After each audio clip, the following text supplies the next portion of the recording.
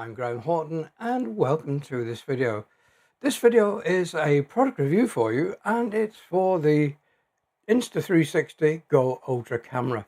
Now the camera has been out for a while, but Insta360 did actually contact me and asked me if I would do a review of the camera for you. So I said yes, because I believe this is one of the better action cameras that's been released recently. No, I'm not going to do a complete unboxing, and neither am I going to walk through all the menu options of this camera. There are so many that it would take so long. I'm only going to discuss some of the major accessories as well, as again that would take up too much time. I will cover them in great depth in subsequent videos for you. But today I just want to go through why I feel this is the best camera for you and how you should go about setting it up to get the best possible images. Why do I think this is the best camera so far? Well, for the fact that the sensor now has been changed to a 1/2.8 inch sensor. Gives you a lot more square millimeters of sensor, so that means you can capture more low light pictures with less noise. There's also a dedicated 5mm AI chip in there, which is there to provide processing for the camera to give you things like pure video, which reduces the noise in low light situations. So we've got a lot of hardware enhancements to this camera to give us better results. It will also shoot now 4K at 60 frames per second if you wanted a high frame rates, and if you wanted extreme slow motion at 1080p you can do 240 frames per second. So quite a versatile little camera. Let's have a look at the contents you get if you were to purchase this. And so on the desktop you can see here the component parts of the Insta360 GO Ultra kit. We've got the standalone camera. Here we have the lens protector, which actually screws on to the lens itself to protect the surface of the lens.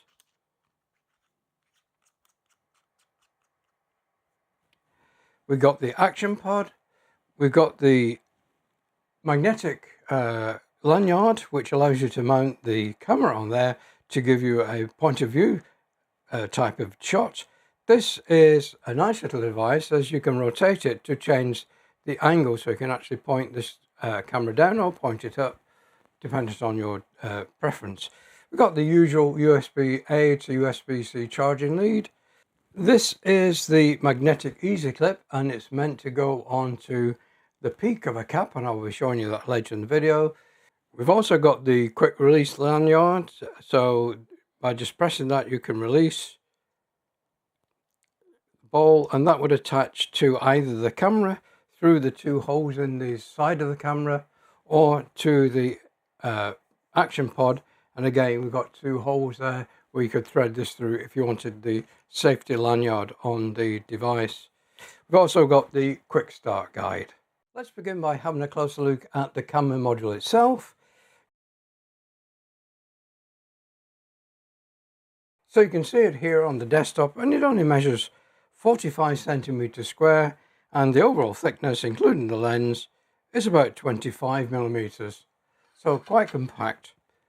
Looking around the unit, obviously we have the main lens and the lens protector. Here we've got a microphone. So it's a standalone recording unit, so you're capturing audio. Unfortunately, it doesn't have facilities for a wind muff if you're using this outside. So it may be better to use an external microphone if you're outside. A new feature for this camera is an ambient light sensor, and that's there to give us a very true ambient light temperature. So this is a first in this range of cameras to support an ambient light sensor. We've got a LED here, and it's mirrored on the top of the camera, and that is the status of the camera. Various colors denote the various statuses of the camera. You might just be able to notice here a slight depression, and that is where the shutter button lives. So because this is a totally waterproof camera, you need to use a seal button here to enable start and stop recording. So that is exactly where the shutter button is, just underneath that depression there. If we look at the back of the camera, we can see the magnetic rings which will connect to the docking pod. We've got pogo connectors here which will line up with the pins in the docking pod. Two detents here which will clip the camera in to provide extra security, as well as the magnetics. On the side of the unit here is a little door, and behind that door, if you put your finger in there and pull up the case, you can see we've got a micro SD card. So rather than having internal storage, the Insta360 GO Ultra now supports a micro SD card up to 2 terabytes. So you can get extended run times with the facility here of the micro SD card. Again, just push it down and slide it in, seals that port off so you can use it. So you can see that walk up the camera, and you've got a cyan light here and cyan light on top, which says the camera is in a standby mode.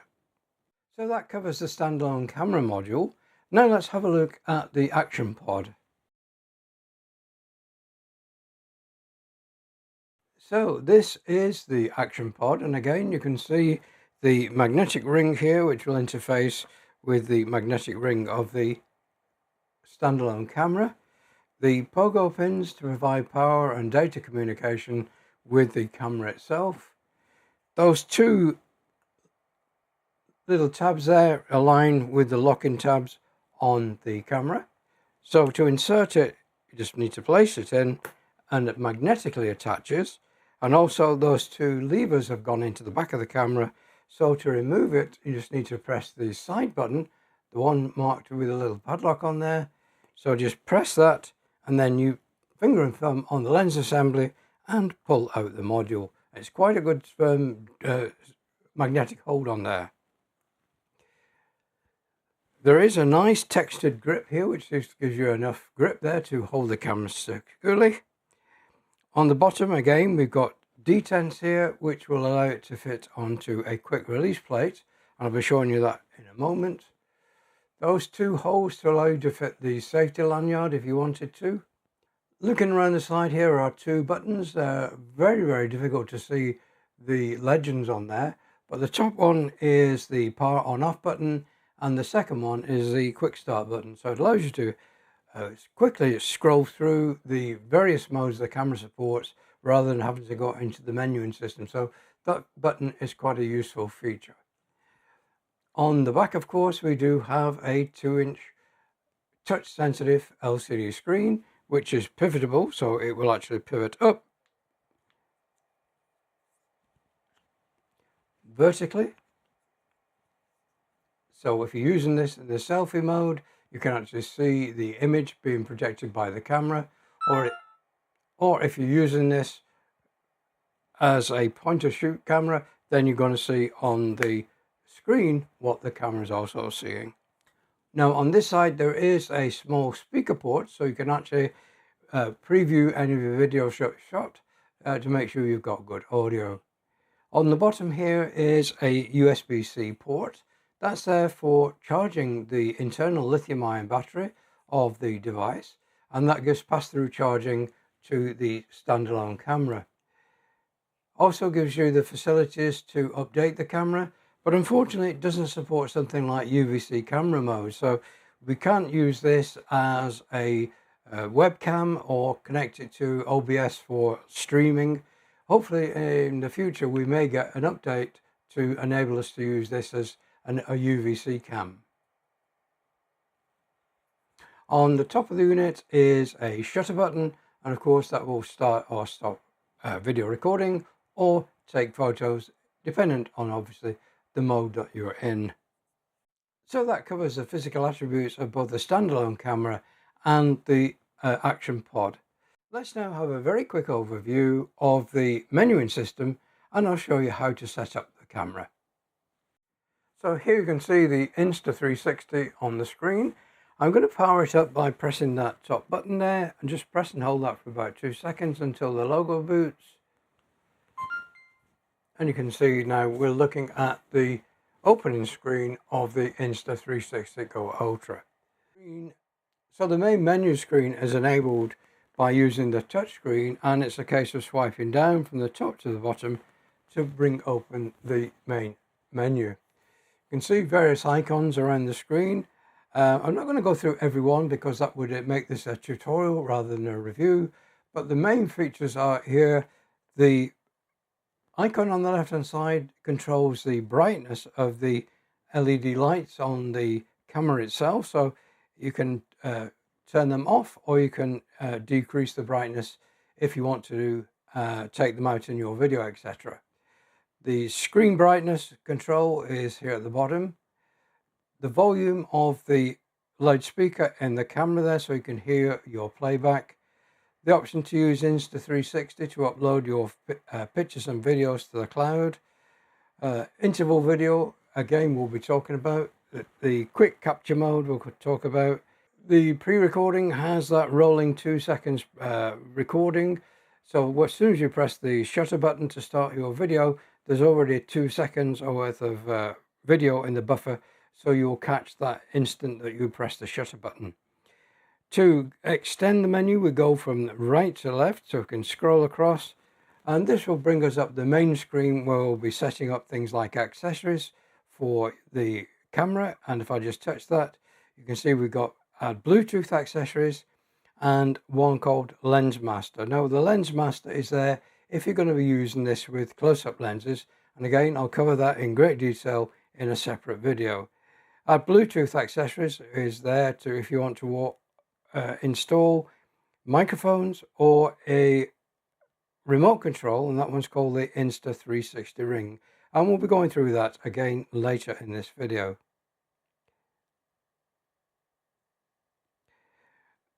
Again, the pure video is the one that's driven by that 5nm separate chip within the camera, and that will give us better low light video, so that would be preferable to have available, so I've set that to on.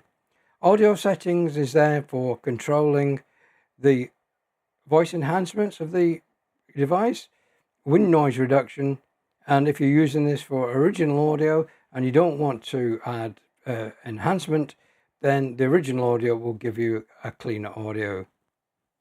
There's also a setting here. If you touch that, you can change the external mic adjustment if you're using that, and you can also reduce the Bluetooth microphone gain. If you're using the Insta360 mic, which has got the plug-in receiver, then that's where you could adjust that gain again from plus to minus. And if you're using a Bluetooth mic, such as the DJI Mini mic, again, you can adjust the mic volume at that point.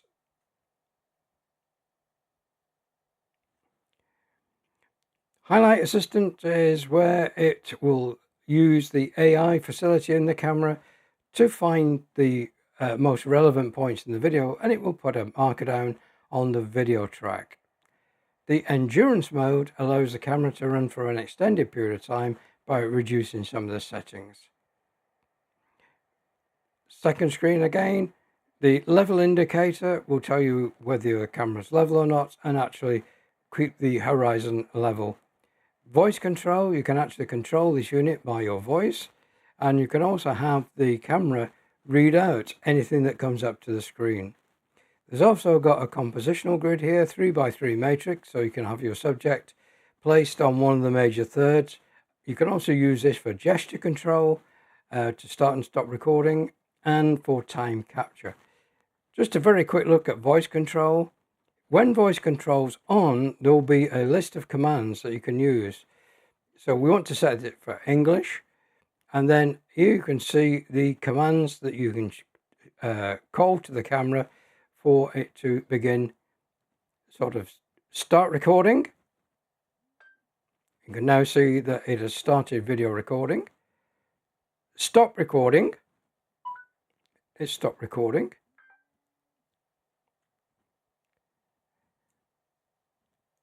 Take a photo. So you can see that it changed to photo mode and took a photo. There's also mark that, so it will actually put a marker down on the video track to highlight that point. And you've also got one where you can actually have the camera shut itself down. We'll turn off voice control as I don't need it to be active while we're doing the demonstrations. To return to the main screen, you swipe up. We're in the photo screen at the moment, and you can see we've got the capacity of the micro SD card showing. So it's showing we've got more than 9,999 images which could be stored on the card.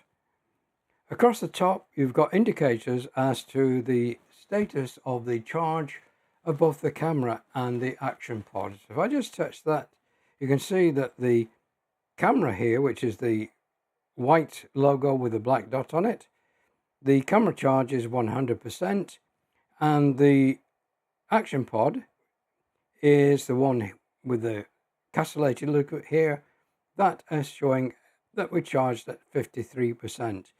If you plugged an external power bank into here, then it will charge up the internal battery, and then if there is a need to charge up the camera itself, then through pass-through charging, it will actually charge the battery.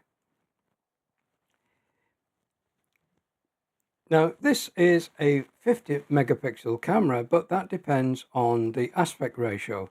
At the moment, we're in 16:9, so that is why it's only 37 megapixels. So if I just touch 37 megapixel, you can see that is because of the ratio of 16:9. If I set this to the 4:3 aspect ratio, and we go back, you can now see that we're offered 50 megapixel or 12.5 megapixels. So we want to use the 50 megapixel to get the best out of the camera.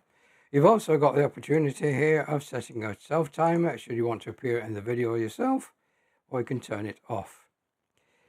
The format is JPEG or JPEG plus DNG, but I found that processing the DNG, even in something like Lightroom, it's very difficult to actually come to a match better than the internal JPEG. So I'll leave that set at PureShot.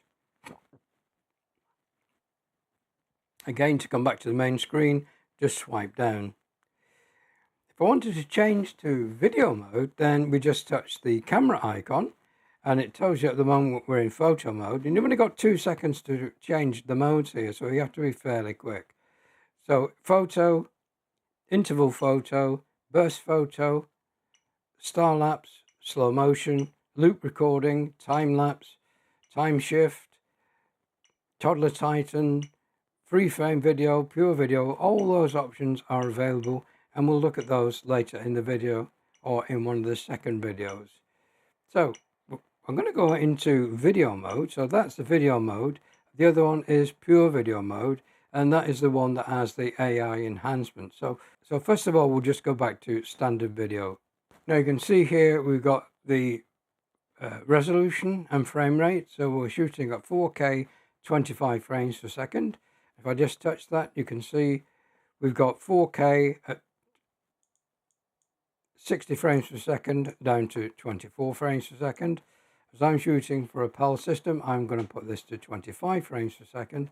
And of course, you've got 2.7K or 1080p. If you're in the 1080p mode, then you can actually go up to 240 frames per second for ultra slow motion. So I'm going to go back to 4K 25p. Now in the aspect ratio, you get the opportunity of setting 16:9, 4:3, or into the letterbox mode of 2.35:1. So if you want to make those extended letterbox videos, then you can do that in the 2.5. If you do want to make the letterbox videos, then you can set 2.35:1 in this screen. So I'm going to go back to 16:9. Stabilization, you can set to off if you've got this on a tripod or a stand, low, standard or high, dependent on the type of activity you're using the camera with. I'm going to leave that on standard. In the video mode, you've got the option of having 1 times or 2 times. So you can use digital zoom to enhance your image if you want to bring it closer. You've also got the point of view. So I'd like to leave it in linear, but you've got all the other options here from action view. So it compresses the height, ideal for skiing, cycling and other sports from a first person perspective. So That's when you would have the camera mounted on your helmet. Mega view, suitable for wide shooting and urban scenes. Vertical distortion is reduced in the 16:9 and 4:3 ratios. The ultra mode, ideal for outdoor adventures, hiking, trekking and underwater shooting. De-warp has a wide field of view with only minor distortion, suitable for scenarios, vlogging, etc. The one I like to leave it in is linear. It's a wide angle view naturally with it. I like to leave this in linear mode, which shows the wide angle view naturally without any image distortion, and it's suitable for vlogging. Now we've got two modes here. Is the 45-degree horizon lock, so the camera can rotate 45-degree left or right and it keeps the horizon level. And the other one there is 360 degrees, so even if you put this on a tripod and span it around for 360 degrees, it will keep your horizon level. So we'll go back to linear mode. There's also HDR, so we can see that HDR is set to on. Here you can see that green line, which is the level indicator. So if the green line is opposite the two white lines, you know that the camera is level. Now, if you want to change the mode of operation from auto to manual, if you swipe from right to left, you can actually change the operational mode. So at the moment we're in the automatic mode. So the control of exposure we will have is with the EV, exposure value compensation. If your scene is too light, such as you might get if you were filming on snow, then you can increase the EV to a positive value. Conversely, if you're shooting a darker subject against the background and you're finding that it's overexposing, then you can use the minus EV. Face priority, it doesn't actually change the focus, but it changes the exposure for the face. So it tries to keep the faces at the correct exposure. The white balance is in the auto mode, but you can actually set that to a manual mode. So by changing over to manual, you can set the white balance to any of your ambient conditions. So here my studio lights are 6500, so I would go between 64 and 65. In the auto mode, you can see it's come back to 6000 Kelvin. We've got color modes. So here it's set for selfie, and that will tend to give you soft, warm skin tones suitable for vlogs or portrait. You can have the color mode set to standard, which is effectively all off. Moderate color rendition for everyday scenes. Then you've got the options here for the vivid, which is rich and vivid colors. The portrait modes. In the selfie mode, warm tone, suitable for vlogs or portraits. Glow, low contrast, cold tone, suitable for vlogs or portraits. So here we have the CC film simulation. So it's positive film colors, such you have with transparency material. CC2, NC film, negative film. So again, using negative film parameters. NC2. So you've got options there to change the color rendition in camera. So we'll just turn that off for the moment. If we wanted to go into the manual mode and set our exposures ourselves, we can switch over to manual mode, and you can see we've got the exposure and we've got the ISO values we can change. Obviously the lens is a fixed aperture, so we need to use shutter speed and ISO to control the aperture. Obviously you don't get EV because you are setting the exposure by adjusting ISO or shutter speed. You've also got iLog here, and iLog is the flat profile. So if you want to color grade your video yourself, then if you put iLog on, then you'll get extended mode. So it unlocks professional color grading for richer visuals. If you put the color preview on, it gives you an idea of what the actual color will be like once you've graded the iLog to something like Rec 709 or similar. So we'll turn it off for the moment.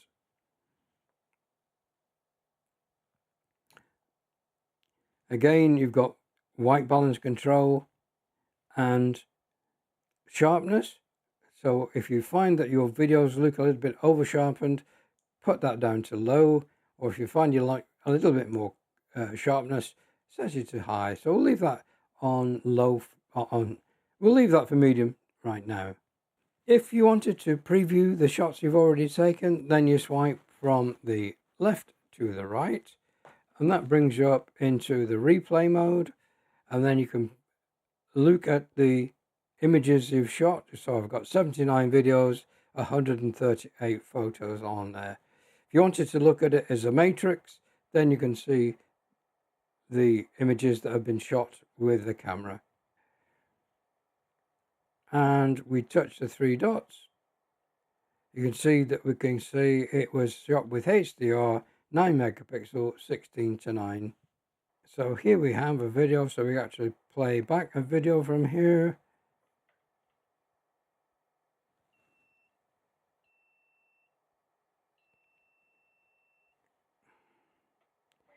You can scroll through it.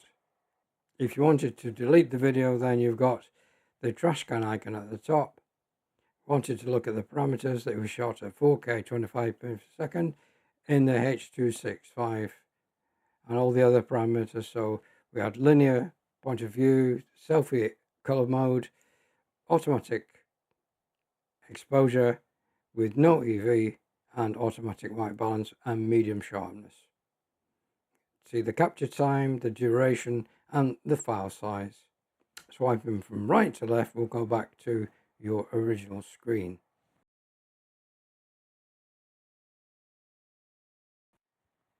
I'd like to share with you now a couple of the accessories which will enhance the operation of the camera for you.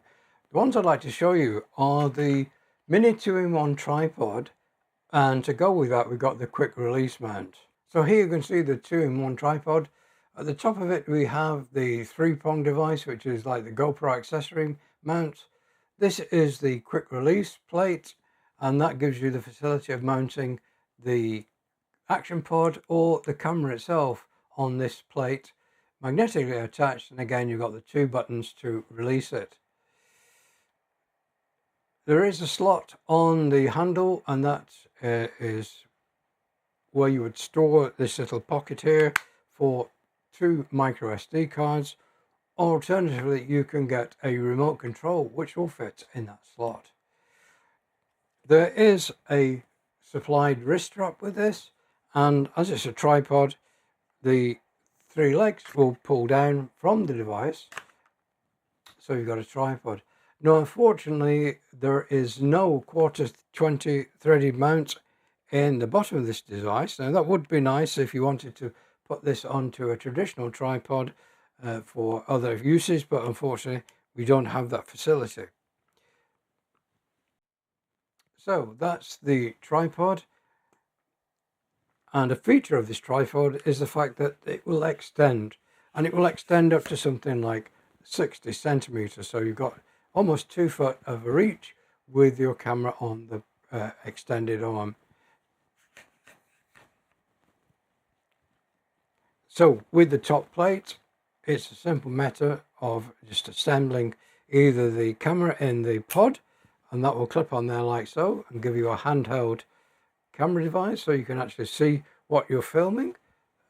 You've got extra stability there for your panning sweeps or following people running, etc. So that would be an ideal solution. To release it, of course, you just press the 2 clips to take off the action pod.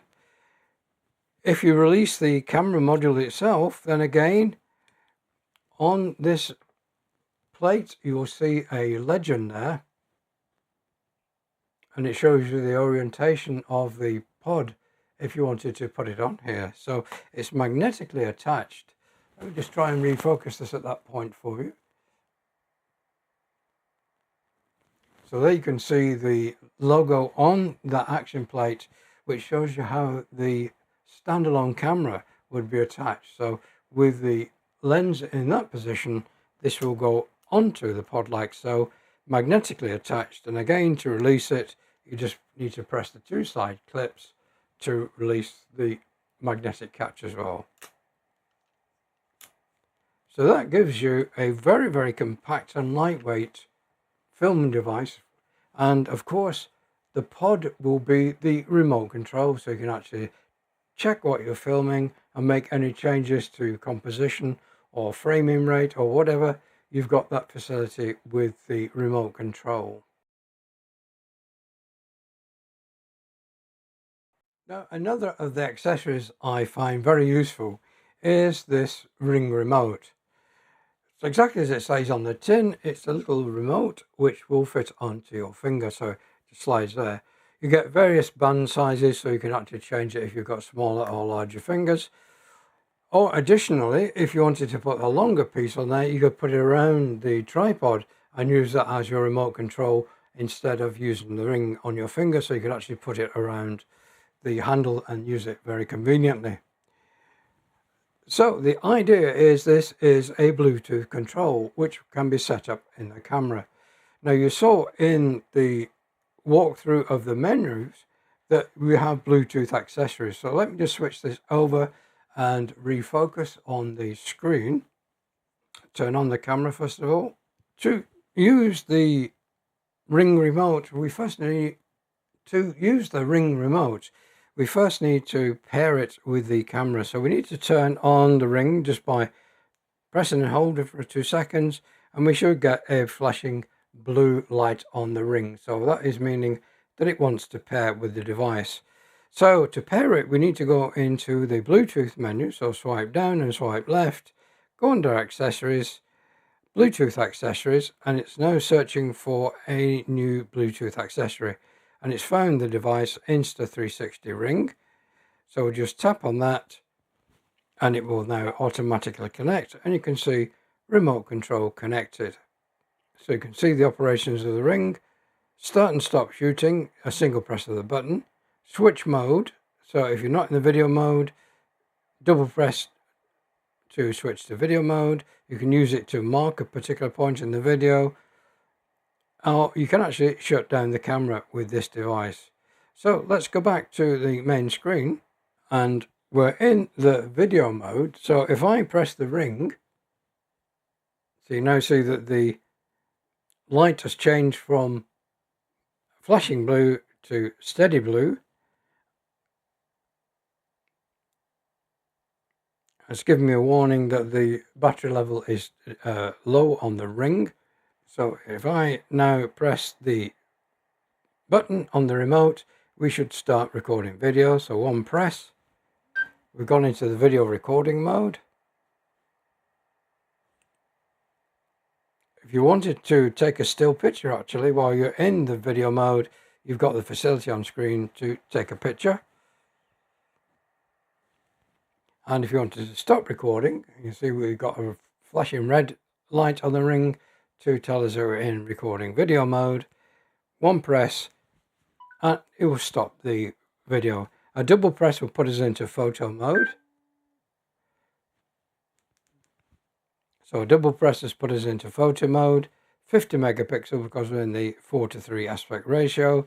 If I touch the 50 megapixel, put myself into the 16:9 ratio, which I'd be shooting for inclusion in videos, then I will get the option of 37 megapixel or 9 megapixel stills.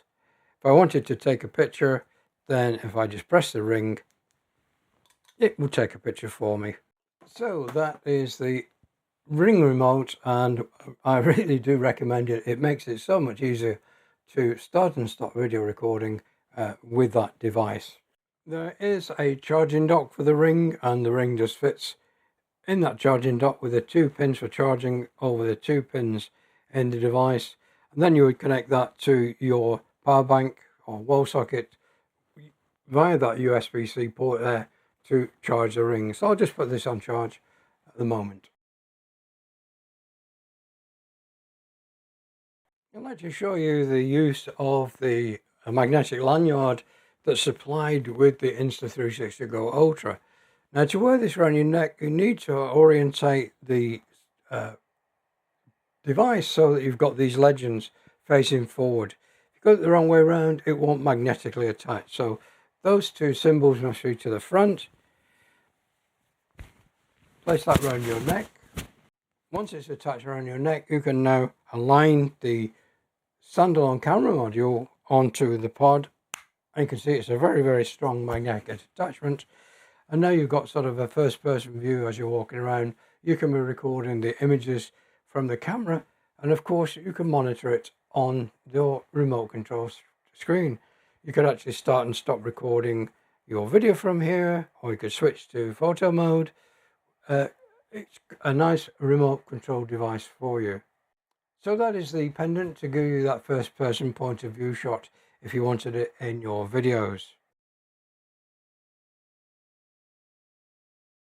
Now there is another device which will allow you to mount your camera on things like car windshields or mirrors or windows if you don't have the facility of being able to attach them magnetically. And that is in the form of the pivot stand. Now the pivot stand is basically a pad at the bottom, and that pad has one of these nano surface coatings. So they are very, very sticky. And if you get dust on there, you can wash them in cold water to rinse that off and re-energize that nano tape that's on the bottom. This pad actually is there to protect it and stop it getting dirty. But the idea is it has a 1/4 threaded mount in there. So this screws onto the platform.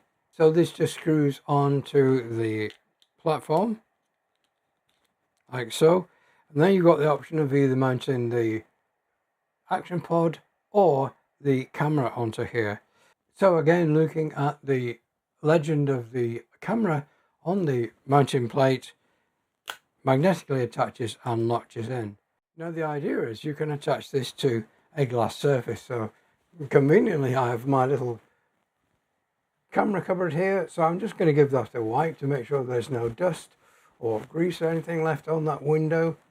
And now I can undo the base plate to the camera's just shut down, to expose that nano surface coating. So we'll put that onto the window here, push that and lock it in place.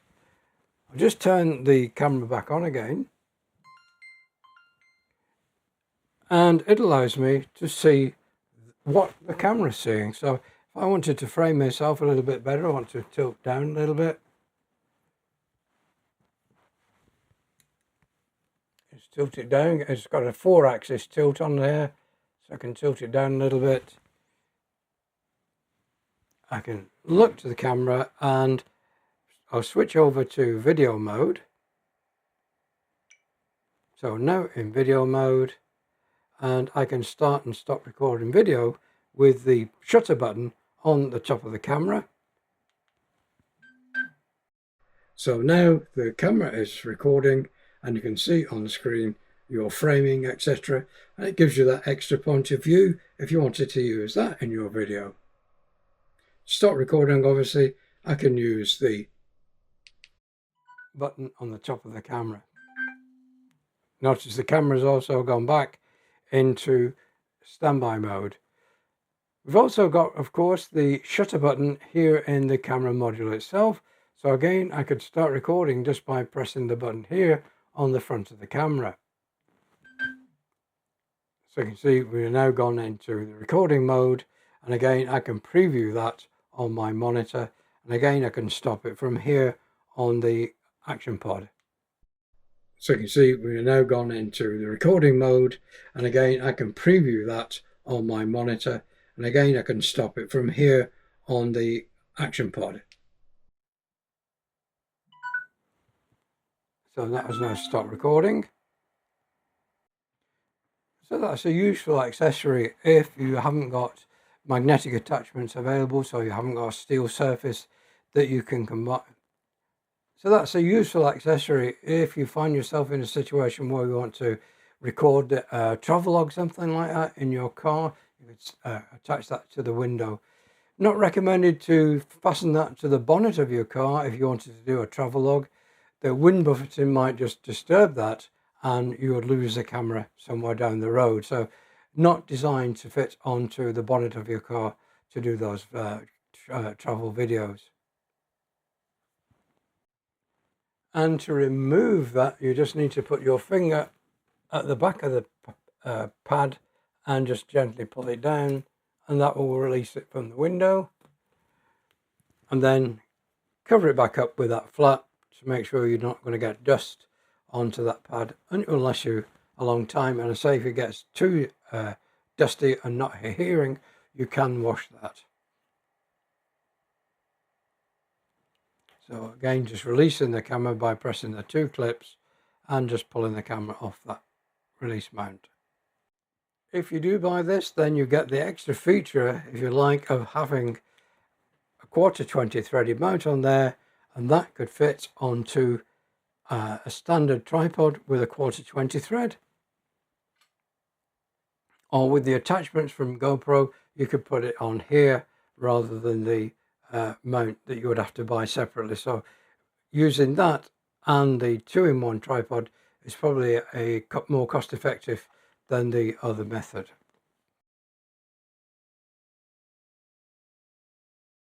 The last accessory I'm going to show you at the moment for this video is connecting an external microphone. Now you can use the DJI mini mic, and again that's a Bluetooth device that will connect to the camera, or you can use the Insta360 Mic Air. Now the Mic Air does give you the advantage of being able to start and stop recording video from the button on the device. So that's what I'll show you now, the Insta360 Mic Air. And so this is the Insta360 Mic Air, and you can see we've got the option here of using the USB-C Type-C receiver, or you can use this in a Bluetooth mode, and that's what I'll set up for you now. We'll use the Insta360 in Bluetooth mode. In the pod itself, you'll find you've got the receiver and a single transmitter. You also get the magnetic lanyard. You'll also find in there the USB-A to USB-C charging lead and some clips to allow you to clip this to clothing or magnetically attach it with the lanyard. Also in there will be a fur windshield which will clip around the transmitter if you want to use this in a windy environment. Well, unfortunately the transmitter is at the moment completely flat, so it's a good point. I can show you how to charge it. You get this charging dock with the USB-A connector, so I can put the transmitter into the charging dock and it'll only rotate one way. Then we can plug the charging dock with the transmitter into a power bank. See that it's charging. We've got a red LED on there. You can actually set this up while it's charging, so let's do that at the moment. I'm going to turn on the camera, and what we need to do is to go into the accessories mode. So we swipe down, then right to left, accessories, Bluetooth accessories. So it's actually searching for a Bluetooth device, but we've not enabled the pairing mode on the 360 yet. So what we need to do is turn on the device, just press and hold the button,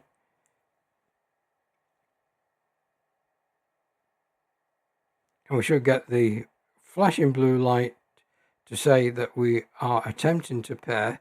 But if this is the first time that it's needed to connect, you've got to turn off the device now, then turn it on, but keep the button pressed for 6 seconds. And you should notice that blue light will start to blink much quicker. If we put it in the pairing mode, you can see it's now got the Insta360 Mic Air showing in the devices. Tap that and it will pair automatically. Microphone connected. So you can see the options available.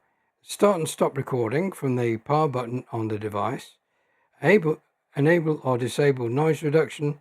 You double press the button and a triple click will turn off the mic, and long press for 6 seconds to repair. Got it. So you can now see on screen we have a VU meter of the device. If I just turn the exposure down a little bit here,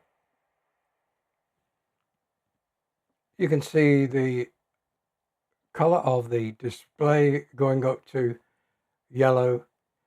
If I try to overdrive it, then the 32-bit audio should hold that in place. So that is showing you've got a reasonable audio level for your recording. If I wanted to start recording, then I have this button here on the microphone.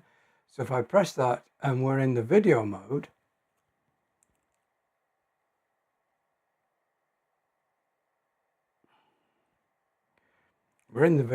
so if I press the button, it will start recording. And if I press the button again, it will stop recording. So a useful device. If you've got that around your neck, you can control the video start and stop mode.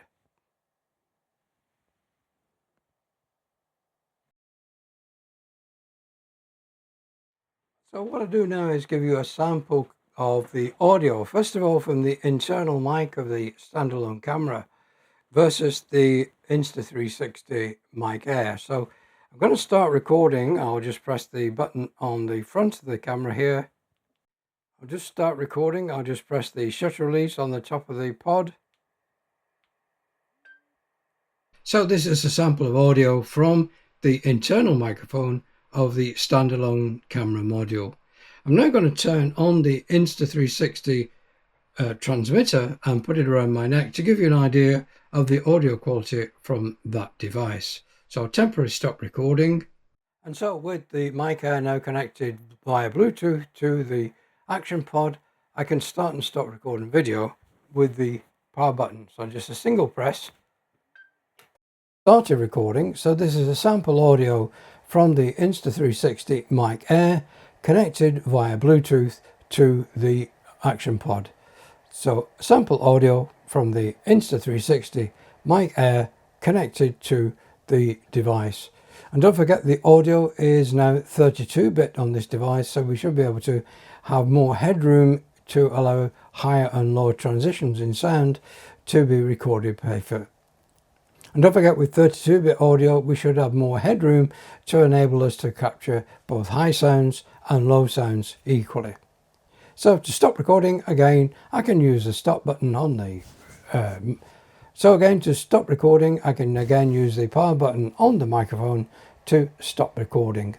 So that just about covers my review of the Insta360 GO Ultra. Thanks for Insta360 for providing this full review for you. But as usual, it's an unbiased review. If there are any issues with it, you've seen them in the video itself. If you're a new viewer and not already subscribed to this channel, why not hit the subscribe button and that bell notification icon to be advised when I upload new videos. Don't forget, I'll be doing another series of videos on the Insta360 GO Ultra covering some of the other accessories such as the ND filter set and the close-up lens set. So until then, thanks again for watching. Please do take care, and I hope to see you all very, very soon. Goodbye for now.